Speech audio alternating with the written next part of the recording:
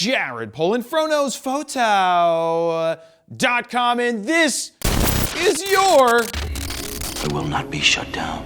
Photo News Fix.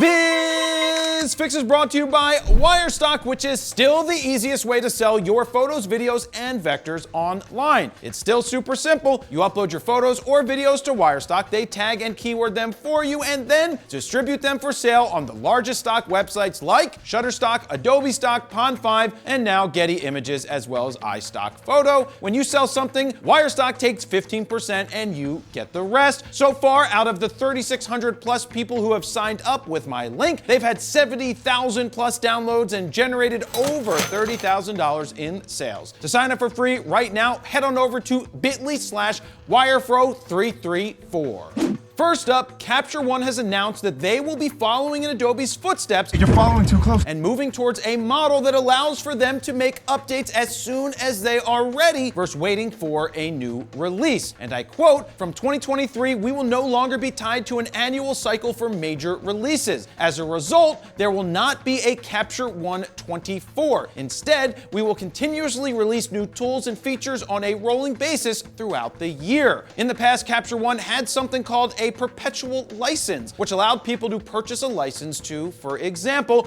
Capture One 23 for a one-time payment of $299. And then when the next version came out, they would get a discount to upgrade. With 2Ds for a double dose of this pimping. Now with this announcement, you can expect to hear people complaining about how greedy Capture One is for going the subscription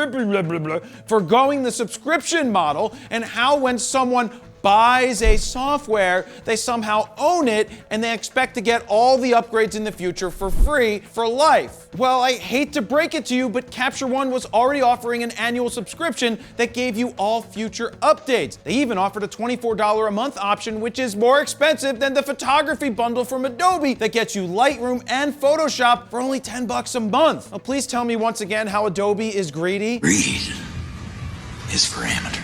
Now, I think this is a great move for Capture One. Now, let's see if they're able to get that monthly price down to something closer to what Adobe has for theirs. Next up, speaking of Adobe, Adobe Stock will now allow AI-generated artworks to be uploaded and sold on their service. That's it. Photography is dead. Will no longer be needed at those live events happening in real time because the AI will already have captured the photo before it actually happened. When? Just now. Not actually true. Adobe said, while early generative AI technology have raised concerns, Adobe is committed to helping lead the evolution that will come from this technology, because they want to make a lot more money, into tools that empower artists while never seeking to replace human imagination. When you use imagination. And properly built, used, and disclosed to viewers, generative AI can be a powerful tool to enhance creativity. Enhance, Dan. Enhance.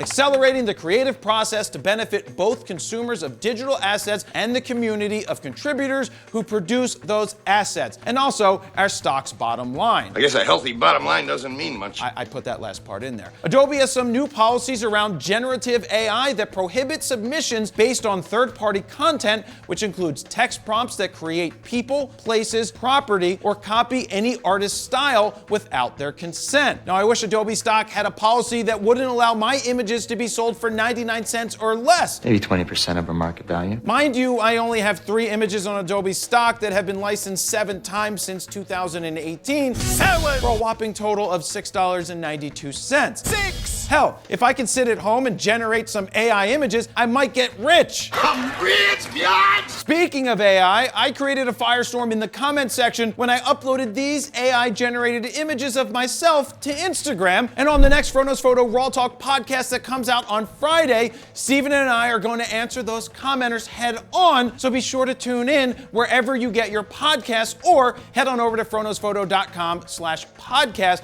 to check out all the past episodes. This one's going to be fiery because there's a lot of opinions out there, and we're going to take a deeper look at AI creation in photography. And finally, how many times can Nikon go back to the proverbial well and recycle the same exact press release for them apologizing for something?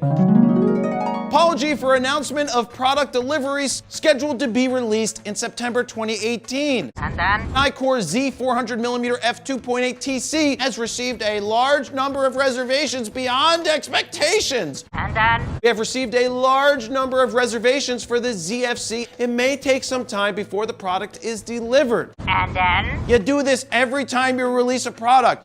The answer? At least one more time. How dare you? Nikon Japan has released yet another apology statement that they've temporarily suspended orders for the 100 to 400Z lens due to a large number of orders, which exceeds our expectations. Now, to be clear, this doesn't mean you can't actually buy one just now, because at the time of recording this, you can still grab one at Allen's Camera, B&H, and a few other places as well. But when they do sell out, it doesn't seem like Nikon will allow those stores to place another reorder.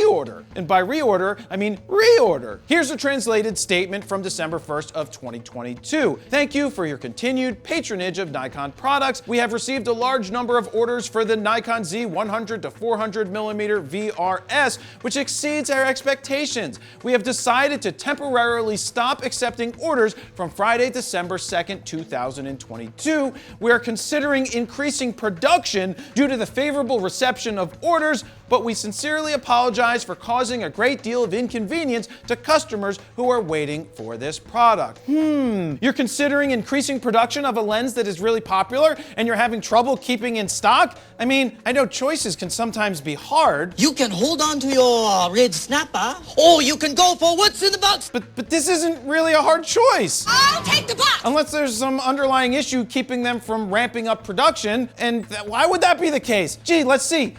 A lot of people want this lens. We got a lot of orders for those lenses. Let's ramp up production. Let's turn it to 11. 11! Anyway, and there you have it. That's your photo news fix this time around. To check out the last fix, go ahead and click on the screen right here. Don't forget to like, share, comment, and subscribe, and check out the podcast every Friday. Thank you very much for watching. Jared Polin, FroKnowsPhoto.com. See ya.